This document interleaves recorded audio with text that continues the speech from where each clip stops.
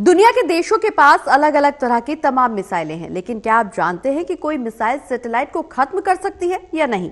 दरअसल हाल ही में भारत पाकिस्तान तनाव के दरमियान आपने भारतीय मिसाइलों की ताकत तो देख ही ली होगी, लेकिन ये मिसाइलें दुश्मन को किसी भी तरीके से खत्म करने की ताकत रखती हैं।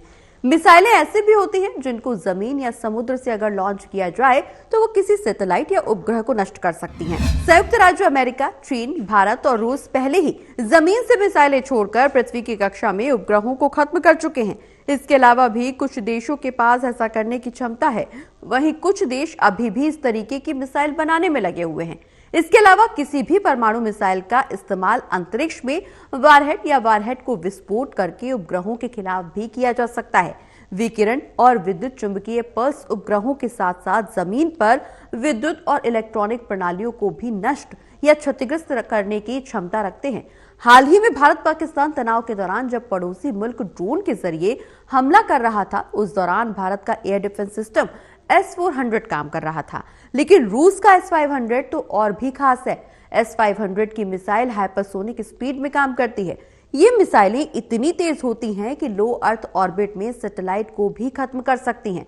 इस एयर डिफेंस की एक खास क्षमता है कि वो सैटेलाइट डिफेंस करता है और इसीलिए ये स्पेस वॉरफेयर में अहम है।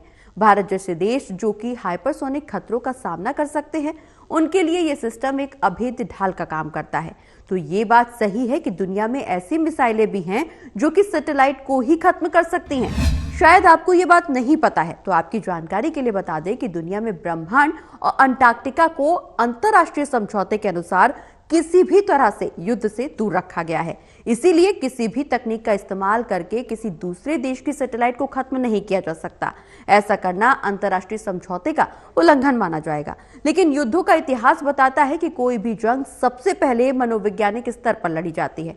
खासतौर से सैनिकों में ये मनोबल उनके प्रशिक्षण, उन्हें प्रदान किए गए हथियारों और उनके देश की हैसियत के आधार पर विकसित होता है।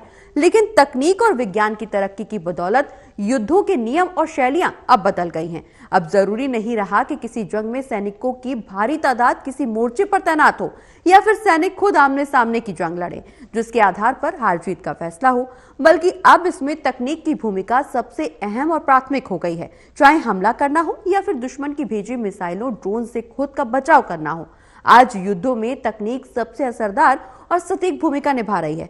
ताजा मिसाल 22 अप्रैल 2025 को पहलगांव में आतंकवादियों के हाथों 26 लोगों की निर्मम हत्या के बाद जिस तरह से 6 और 7 मई की दरमियान रात भारत की ओर से इस घटना के लिए जिम्मेदार पाकिस्तान और पाक कब्जे वाले कश्मीर में की गई कार्रवाई है।